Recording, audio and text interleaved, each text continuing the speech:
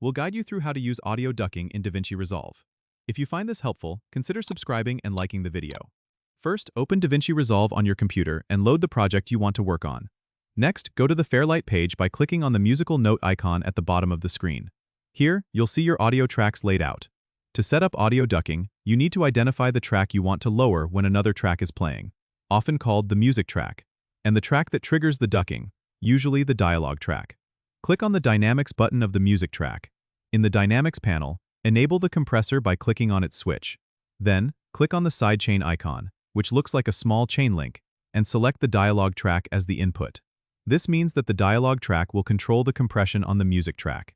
Next, adjust the threshold to set the level at which the music will start to duck, and set the ratio to determine how much the volume will be reduced.